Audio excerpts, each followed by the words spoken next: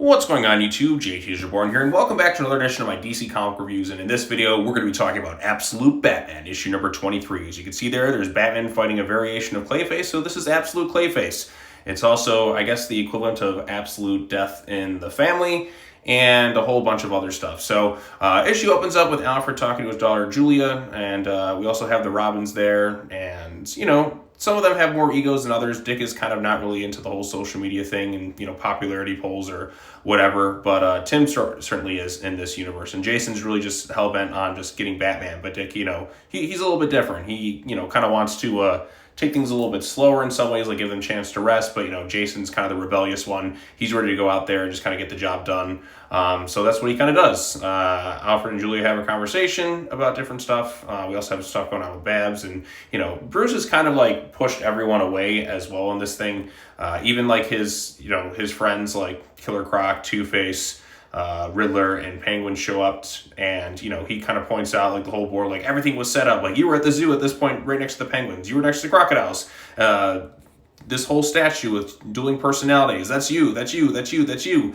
And, you know, he's pushing everyone away. He's like, you know, I got to do this thing alone, because Jack Rim has kind of like messed with his head quite a bit. Like, he's seeing patterns and things. He's basically that whole Charlie Day Always Sunny thing with the whole board and everything, just kind of like putting everything together in some sort of crazy fashion. So yeah, he's got that going on. Even his mom and Alfred show up, but, you know, he pushed them aside, and he literally like goes crazy right here. Like, he kind of punches the wall and like pretty much like knocks his mom down in a way and kind of scares the hell out of her. And Alfred kind of shoots him with a gun, but then he just kind of goes off on his own, because he's basically just losing it at this point. Elsewhere, you know, you have the Robins out there, and they confront him, and, you know, Tim and Jason are working together. They're all gloating and everything. Hey, we got him. But then Batman starts to see the crows. He's like, no, run. But then the Absolute Clayface just basically kind of kills Tim Drake in this universe, leaves Jason Todd basically unconscious. So yeah, Tim is dead.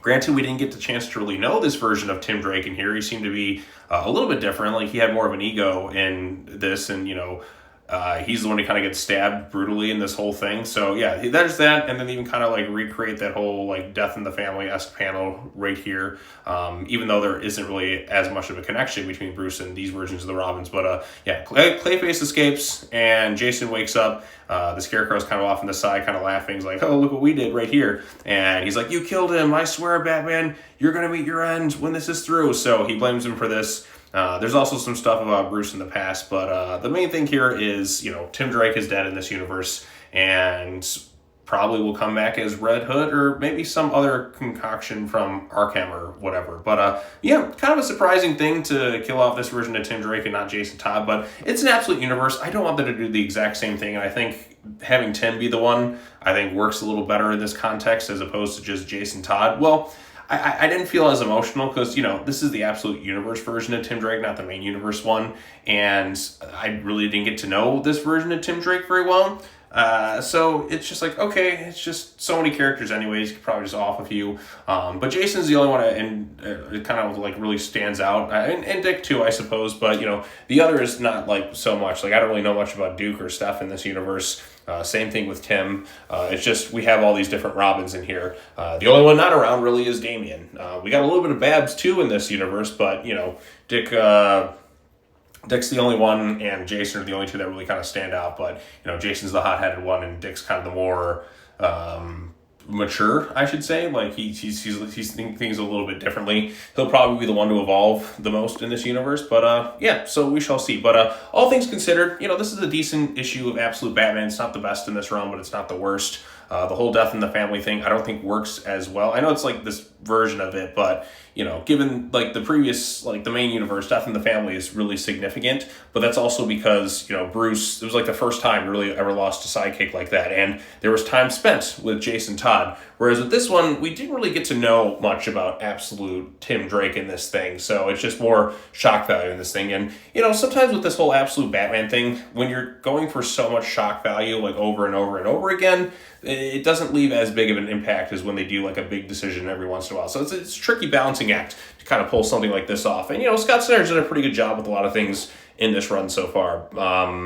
having Jack Grimm just have like a mental hold over Bruce in pretty much every facet of his life, I think is kind of interesting too. So, but we'll see. Bruce is thinking his dad's alive and all that other stuff, but I guess we'll just have to kind of wait and see if that's really the case. So, but all things considered, enjoy the issue pretty fine. The artwork is really good, and I'm looking forward to seeing where we go next. So, what did you all think of it? Let me know your thoughts in the comment section down below. Be sure to like this video, share it with your friends, subscribe to the YouTube channel for more content. That's it for the DC books from last week, so I should be all caught up with that stuff. I know I have some after the movies I need to catch up on, but, we'll get to those in time. So anyways, thanks so much for watching. As always, take care now. Bye-bye then, and I will see you all in the next video. Peace out.